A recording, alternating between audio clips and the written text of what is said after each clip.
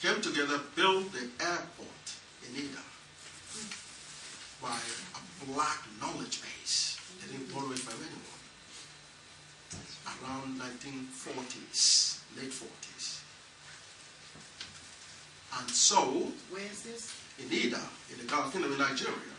The Ida, I-D-A-H. This is where I was born, the constructor of the airport. It says a beautiful airport. It says one of the most beautiful in the world. Built the airport there, and of course the European world, what's the black man doing with the beautiful airport? That has no European entry at all. So they went after the author, whose name was Amen, as in Amen, Amen Ra, and my father. They went after them. They forced Amen to commit suicide. And of course, my father died of prostate cancer. Okay? My father struggled with it until 1986 when he passed on. But Amen committed suicide because they wanted him off the throne as a leader of black people. But that is not possible. No one but God takes the black leader away. And so when he had those forces, he had only one choice, that is commit suicide. Because he couldn't maintain the kingdom. That is the same thing that Maurice Bishop was doing. Most people don't understand. Maurice Bishop built the airport. And what happened to him? He was slaughtered. So you get this a little sense of history. That this is my strength. The understanding of history. The knowledge of history. And that's what Gagut is doing. Gagut is not some matter. It's a whole history. And so therefore, with this acres of zero, when n is equal to 0, you can see through all that and understand the dynamics of history and the significance of what this is all about. So, therefore, Gagut comes up with the model. What is the universe? That's where we're starting from. And then deal with the concept of God later. Gagut said that the universe is a large geometric space. Now, any of these points that are being expressed, if you have a problem with it, if it sounded fishy, if it sounded like it's a lie, raise up your hand. Stop me and call me a liar and call me a misrepresenter. But if it's the truth and you can deal and you can understand it, then deal with it. Stay with it and give praise to the Almighty God. That's the bottom line. The world, the universe, that's what all these people have been trying to answer. What is the universe? The universe is a large space. I want somebody to disagree with that. Please go ahead and say, Oyibo, that is dumb. That's not correct. I'd like one hand up. So we're going to move on to the next one. The universe is a large space. Harvard cannot disagree with that. Yale cannot. Even Miss Yokaku cannot. Stephen Hawking couldn't either. Oh, please. Okay? The universe is a large space that's full of motion. How about the motion part? Well, that might be a little tricky, right? But guess what? As we're sitting down here now, Mother Earth is doing like this. That's how we get the night and day, the rotation about this axis. You know something? Nobody can stop that. That's how awesome it is. Nobody has the power, the intention, or whatever it takes to stop that. Okay?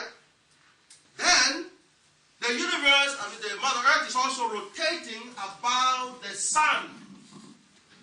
Another rotation. That's right, which is where we get the seasons from. Summer, winter, all that came from that rotation. Your concept of time, which has become such an important part of humanity these days, came from this rotation about the axis. If that rotation was not there, time wouldn't really mean much to you. It's simply an illusion. That's correct. But because you have the night, and that's dramatic. It gets you to quickly look at the clock. And time is motion. Time is space. There's too much, folks. This is what this expresses.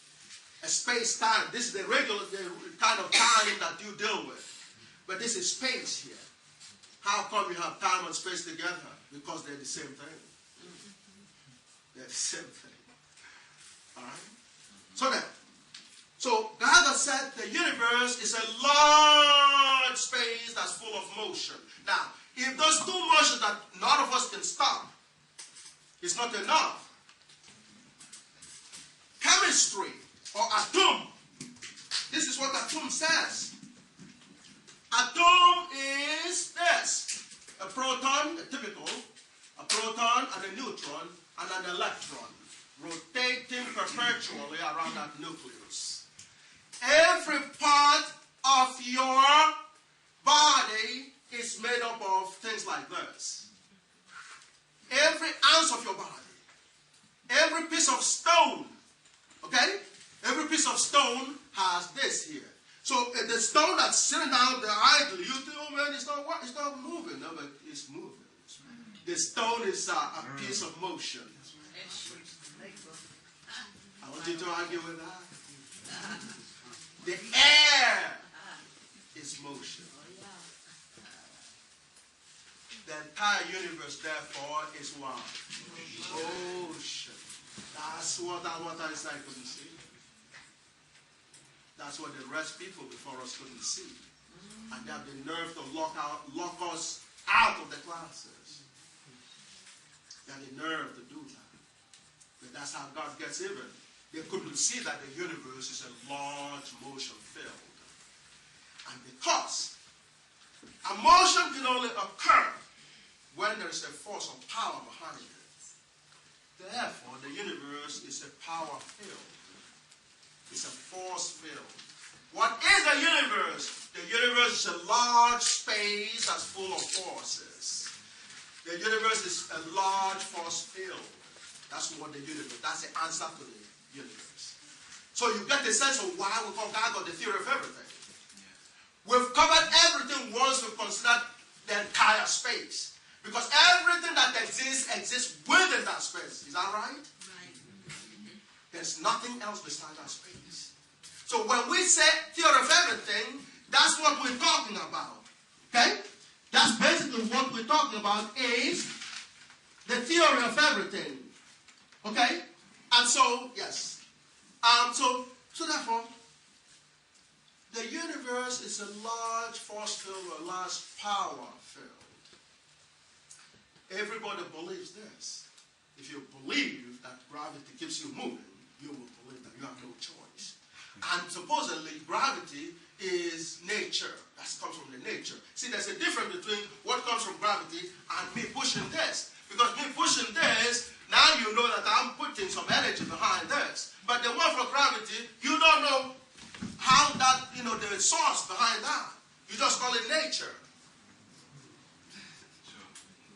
But it's an awesome part of nature. That's why Newton had to be knighted and ordained. Ordained because it brings the spirituality, which he learned through studying the black magic. He was an alchemist.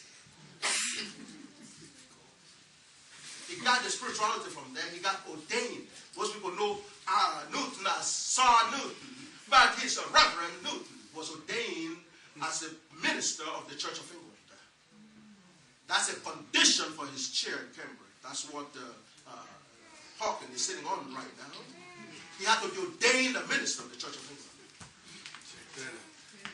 So you should tell our churches that Gagut belongs right in the churches. The most respected academic chair in the European academia is named after the Reverend Lucasian professorship. That's Newton's chair. Lucasian. Lucas as a Lucasian chair. That's what the chair is actually called appropriately. And that is from Reverend Lucas. Reverend Lucas, put that together. Reverend Lucas. So when you get to your churches, the home for Gagut, the Alphabet Institute Technology, needs Imhotep chair, if you will. Malcolm's chair. Okay, Maurice Bishop's chair. Fred Hampton.